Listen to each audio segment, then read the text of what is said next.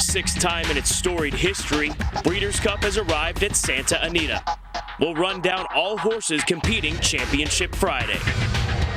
In the Grey Goose Juvenile Fillies, we'll set up the East versus West matchup of Mandela/Baffert against the Pletcher duo. And in the Ladies Classic, a notch will be placed in the loss column for one of these two champions, or both if the defending champ has any say, as the pursuit has reached Championship Friday.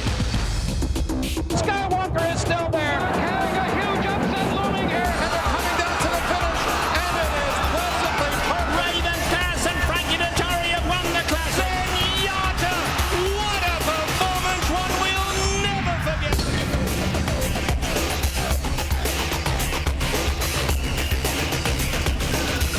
Brought to you by Fasig Tipton, home of North America's first thoroughbred auction company. No one has a longer pedigree. And TwinSpires.com, featuring TwinSpires TV, TwinSpires Pro, and smartphone wagering with live video.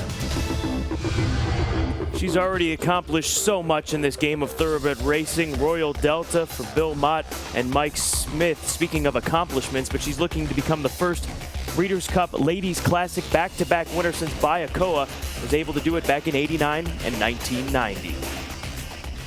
Well, she's led by trainer Bill Mott, who in simply the Ladies Classic, he sent out 9 starters and produced 4 winners, and he's looking for a three-peat in this event, dating back to Unrivaled Bell's victory and hopefully leading for him and his connections to a Royal Delta double in the Ladies Classic. It's Breeders' Cup Friday. The gentlemen who have been sitting to my left all week are with me yet again. And Richie, you went into the jocks room, got a sense of what it's like at this time, 8 o'clock locally out here on the West Coast.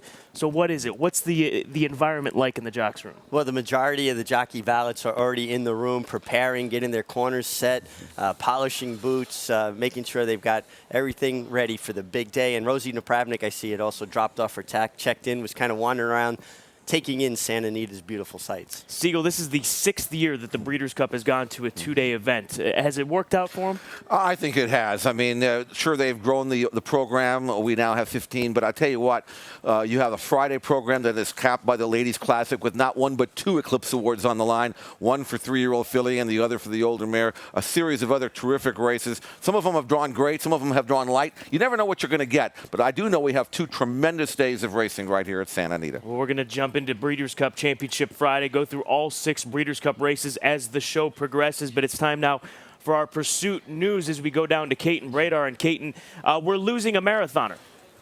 We certainly are. Scott, our second defection, in fact, since entries were John Reed. We're expecting to be officially scratched off the program today from the filly and mare turf. And now, out of the marathon, worth repeating, topping our Gainesway Farm news of the day.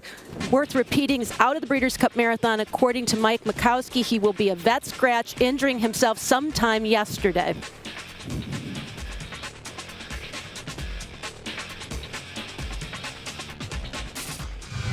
Yesterday, he was off a little bit in his left front. State vets me went over him. They just weren't comfortable with him yesterday, and looked at him last night after the races also in the same kind of situation. So this morning is the same way, and we're going to take him out. Have to take him out this morning. Just bad timing. It's a little bit of a high suspensory. I think is biting him a little.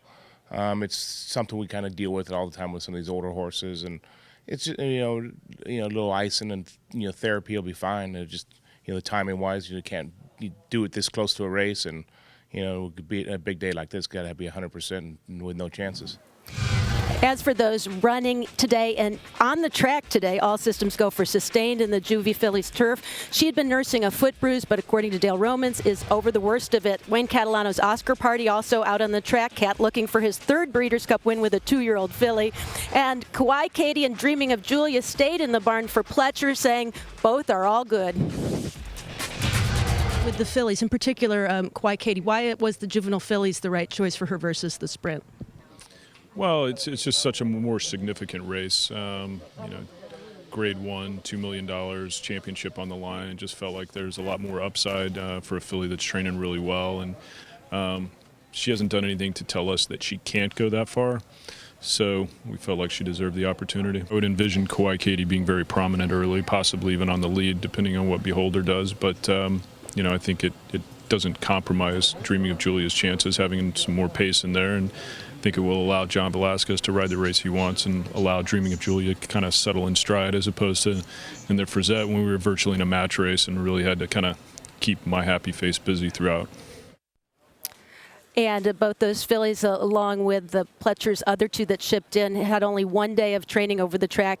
So today, those two fillies will start with just that day behind them. Beholder, meanwhile, for Mandela, was in and out and in and out. And finally, Dick said, you know what, I'm going to keep her in the barn. I'm not going to send her out to the track, but she will be out there on the track later this afternoon in the juvenile fillies. A lot of action. She's just one of many that will be competing this afternoon. Scott, with a very busy day.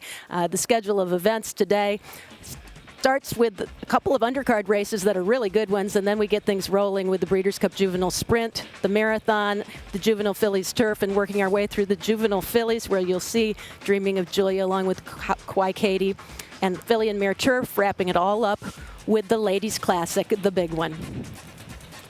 And that first race, Breeders' Cup Juvenile Sprint, post time 4:06 Eastern Time, 1:06 for us out here on the West Coast. So let's get down to it. Let's go through these 6 Breeders' Cup races here on Championship Friday, starting with the $500,000 Breeders' Cup Juvenile Sprint. When you look at the past performances on these horses, you'll see the LX. That means off Lasix. That's something that we don't typically see when handicapping these races, but that is the case with the Breeders' Cup program with these youngsters. And we'll start at the top. We're going to do our little post parade here for these 7 horses, beginning with Hightail Siegel, the maiden that Dwayne Lucas sends postward. He has not yet won a race. He was beaten ahead in the maiden race, going a 5.5 on the grass. That might have been his best race. He's been in graded company since. He's sprinting from the rail, and I'm just not seeing it. I'm not seeing it as well. You like to see them at least have a 1 in their column before they step up to this kind of company, and he's got a lot of improvement to do to contend here. Ceiling Kitty has 3 1s in his win column, and those came overseas, Siegel. Yeah, that's a filly, actually, and she does have a win in Royal Ascot in the Queen Mary, but of course going 5/8 on grass in June does not necessarily equate to going 3/4 on dirt here at Santa Anita against the boys. She's a quality filly, but I just am thinking sprinting on the dirt. When was the last year or 2-year-old who have to come over here and do any good doing that? Moving on to Merit Man, morning line favorite at 8-5, Richie. Well, and a deserving favorite. He won the Tim Conway here over the track and won it with something left, kind of ducking around a bit at the wire, and he seems like a horse that has not been all in yet, Jeff. Well, he's getting better. Obviously, he's won 2 in a row. His numbers really are moving in the right direction. He's got that great stalking style. He's 8-5 and deserves to be the favorite. University of Louisville fans have a horse to root for in the juvenile sprint. That's South Floyd, co-owned by Rick Pitino, of course, the coach of the basketball team out there in Louisville. And South Floyd obviously has got some quality. Broke his maiden at Pomona and came back and ran second, well beaten by Merit Man. He'll definitely be beyond the pace, I would think, and now it's just a matter of whether he can improve his stamina a little bit. And he gets leading rider in the country, Ramon Dominguez, so that's always a good thing. Super 99 for trainer Bob Baffert. Tough to beat Baffert with a youngster going 3/4, Siegel. This is a colt who was actually entered in a stake as a maiden first-time starter, was scratched because the maiden race the following day filled, and that was good news. Super 99 went about his business, broke his maiden, has come back and trained extremely well since for Bob Baffert. Colt by Pulpit looks to me like the one to fear most. Hazardous, Richie. He won his last race by 13.25, but that was a 25,000 claimer. Yeah, the water gets a lot deeper now, and it's always impressive when a horse puts that much daylight, but you got to think about what was behind him. There's some very fast horses in here. And Hazardous is a nicely bred Candy Ride gelding. He'll set off the pace and make a run, but this is a whole different level of competition. Sweet Shirley May, Richie, gets Joel Rosario. We saw what Joel did yesterday afternoon in the lead-up afternoon to Breeders' Cup weekend. Yeah, Joel's warmed up, primed, ready to go, and I think this filly has a big shot. There's enough pace in here to set up her closing punch. Second in the spin-away to So Many Ways back on September 2nd. So that's one of 6 Breeders' Cup Friday races we'll be taking a look at. We've reached break number 1 here on Pursuit.